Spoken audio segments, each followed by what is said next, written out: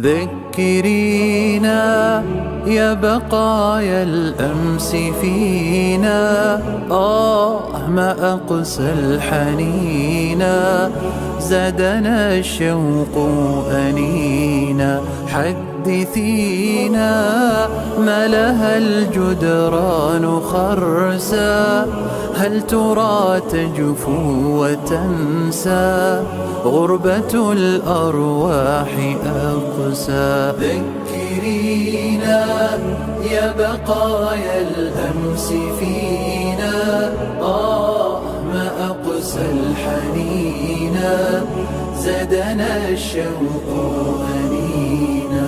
حدثينا ما لها الجدران خرسا، هل ترى تجفو وتنسى غربة الأرواح أقسى.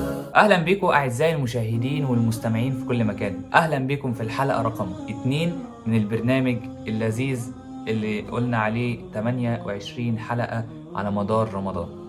لو انت جديد هنا في القناه ما تنساش تشترك في القناه وتفعل الجرس وتعمل لايك لو عجبك المحتوى.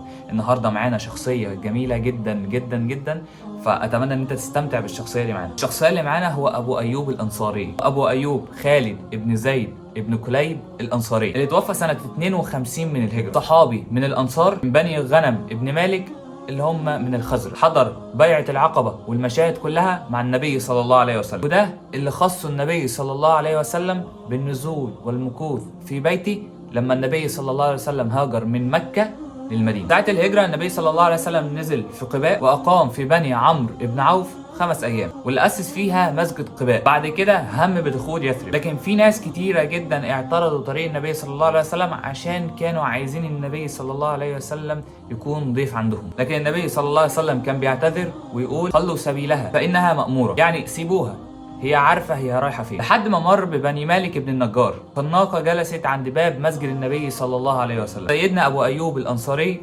خد متاع النبي صلى الله عليه وسلم ودخله عنده البيت، وأمر النبي صلى الله عليه وسلم ببناء المسجد. اتعددت الروايات، ناس قالت إن النبي صلى الله عليه وسلم أقام عند أبو أيوب لمدة شهر، وناس تانية 8 شهور، لحد ما اتبنت حجرة أم المؤمنين وبنى النبي صلى الله عليه وسلم المسجد. النبي صلى الله عليه وسلم أول ما نزل في الطابق الأسفل اللي هو الطابق الأرضي. هنا أبو أيوب قال ما ينفعش، فراح نازل النبي صلى الله عليه وسلم وقال له يا رسول الله لا ينبغي ان نكون فوقك، انتقل الى الغرفه اللي هو يقصد بها الدور اللي فوق، عشان ينقل متاع النبي صلى الله عليه وسلم للطابق الاعلى. اخى النبي صلى الله عليه وسلم بينه وبين الصحابي الجليل مصعب بن عمير. كان ابو ايوب الانصاري مع علي رضي الله عنه، ومن خاصته سيدنا علي ولاه المدينه المنوره لحد ما دخلها جند معاويه، رايح لسيدنا علي في العراق. توفى ابو ايوب الانصاري وهو مريض، وكان في جيش يزيد بن معاويه واللي كان متوجه للقسطنطينيه. وبس كده نكون وصلنا لنهايه حلقتنا النهارده.